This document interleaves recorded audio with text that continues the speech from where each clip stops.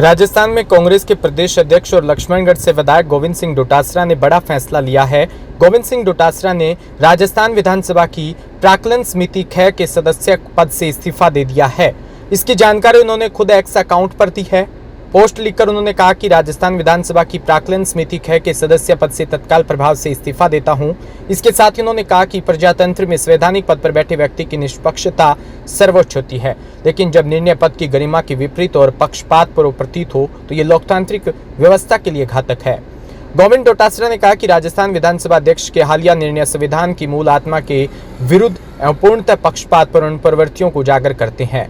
लोकतंत्र के मंदिर में जब निष्पक्षता सवालों के घेरे में हो तब चुप रहना जनादेश का अपमान होता है। इसलिए हम इसका पुरजोर विरोध करते हैं और मैं प्राक्कलन समिति के सदस्य पद से त्याग पत्र देता हूं।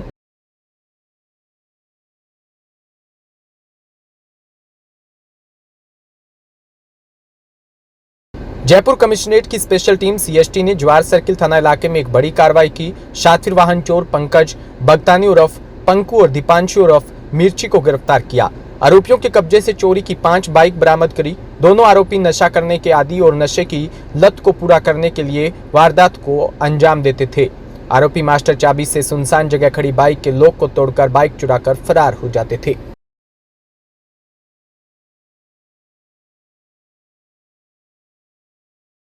भीलवाड़ा में इंडियन ट्रिनिटी सिम्स हॉस्पिटल व जिला परिवहन विभाग भीलवाड़ा के संयुक्त तत्वाधान में आज चित्रकूट धाम में एक महत्वपूर्ण जन जागरूकता कार्यक्रम एम्बुलेंस को रास्ता दे रैली का आयोजन किया।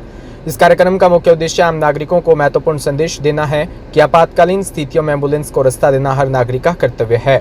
जागरूकता की कमी और ट्रैफिक में सहयोग न मिलने के कारण अक्सर एम्बुलेंस समय पर अस्पताल नहीं पहुंच पाती, जिसके परिणाम स्वरूप कई बार अनमोल जीवन खतरे में पड़ जाता।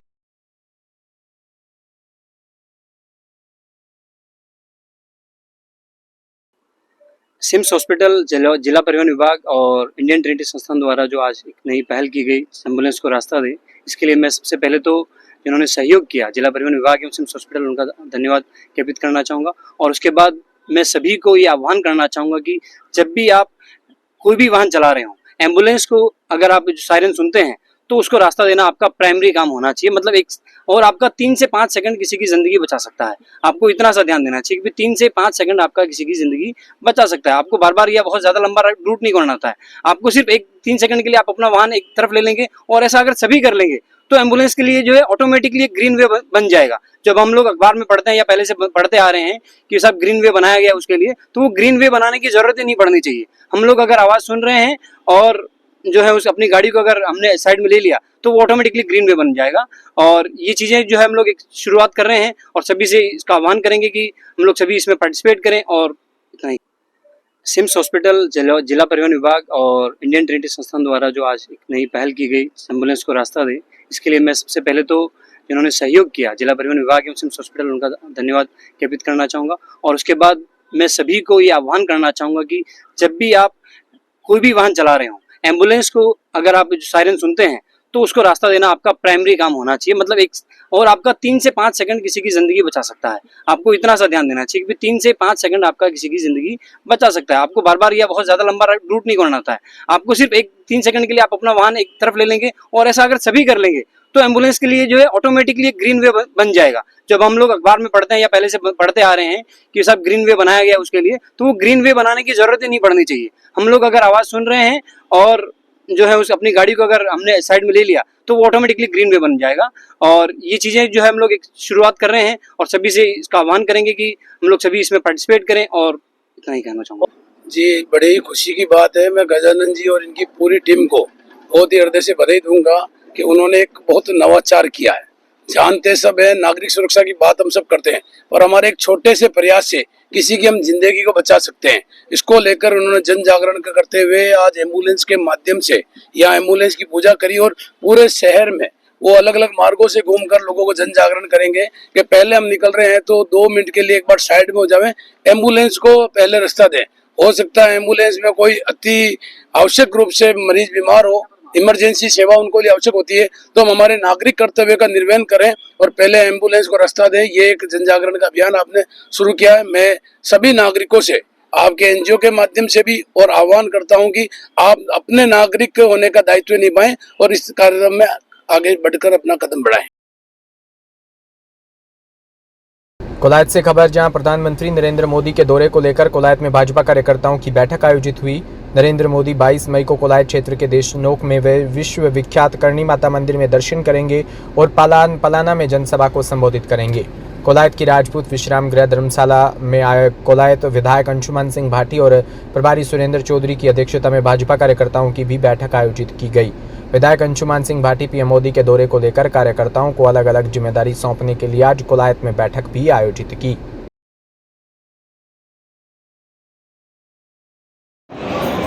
22 मई 2025 को बेलगांव हमारे कोलायत विधानसभा क्षेत्र का जो देशनोक क्षेत्र है, देशनोक कस्बा है, वहाँ पर आदरणीय प्रधानमंत्री नरेंद्र मोदी पधारेंगे और 14 करोड़ का हमारे यहाँ पर रेलवे स्टेशन है, अमृत रेल योजना के तहत इसका शुभारंभ करेंगे। और साथ ही साथ जो ऑपरेशन सिंदूर के बाद पूरे जो पश्चिमी राजस्थान का बॉर्डर क्षेत्र है, उसमें कोलायत विधानसभा क्षेत्र का देशनोक कस्बा तय करने पर मैं हमारे प्रधानमंत्री से धन्यवाद करना चाहूँगा।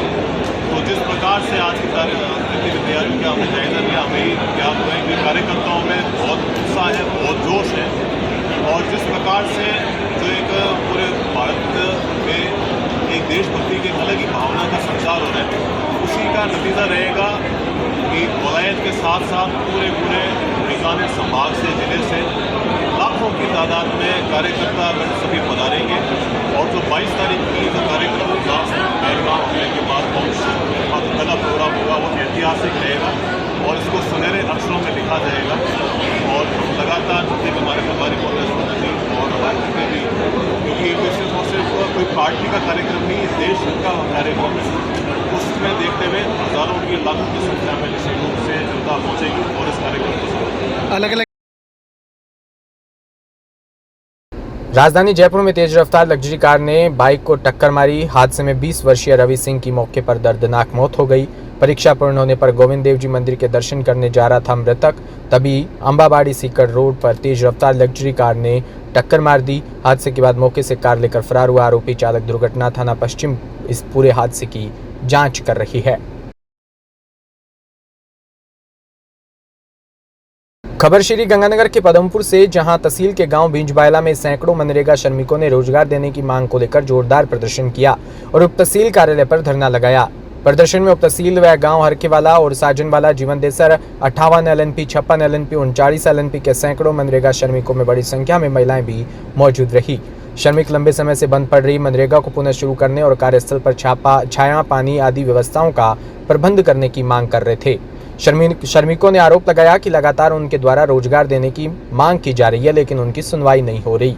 पंचायत में 6 नंबर फार्म भी भरवाए जा रहे हैं। पंचायत समिति पदमपुर के चंद गांवों को छोड़कर किसी भी गांव के मनरेगा श्रमिकों को काम नहीं मिल रहा, जिससे मनरेगा श्रमिकों में भारी आक्रोश है।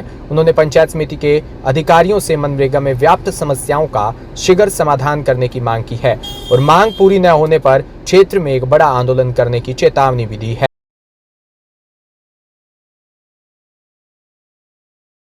जी सर, क्या कहना चाहेंगे आपके आज के मामले में जो ये नरेगा मजदूरों ने जो प्रदर्शन किया? इस मामले में तो यही है, इनकी बात सुनी है, इन्होंने ज़्यादातर काम की मांग की है। तो काम की मांग के लिए इनको ग्राम पंचायत से उनको बुलवा लिया है और इनके 6 नंबर फॉर्म भरवाएंगे, काम की मांग करेंगे, उनके हिसाब से काम दे देंगे। ठीक है। हाँ जी, आज उप तहसील भिंजवैला के ऊपर कई गांवों से, जो उप तहसील क्षेत्र के अंतर्गत गांव आते हैं, उन गांवों से लेबर जो मनरेगा में काम करने वाले मजदूर हैं इकट्ठे हुए हैं। लंबे समय से मनरेगा का काम नहीं चल रहा है। सरकार ने एक फरमान जारी किया है कि कोई काम का रीसॉलिंग है, अगर किसी साइट पे दोबारा काम होगा तो 5 साल से पहले उस काम को दोबारा स्वीकृत नहीं किया जाएगा। ऐसी अड़चनों के बाद आज पूरे इलाके के अंदर काम बंद है। ये लेबर आज काम मांगने आई है और हम साफ करना चाहते हैं यहाँ के प्रशासन से, वीडियो साहब से भी हमने निवेदन किया है कि वो बींजवैला आके मनरेगा मजदूरों की समस्या सुने। अगर काम नहीं दिया गया तो ये साफ है कि पूरे इलाके के अंदर एक बड़ा आंदोलन होगा। और जिसकी जिम्मेवारी प्रशासन की होगी, नया काम ढूंढा जाए, मनरेगा के मजदूर को काम दिया जाए ताकि उनके घरों तक उनका चूल्हा जल सके।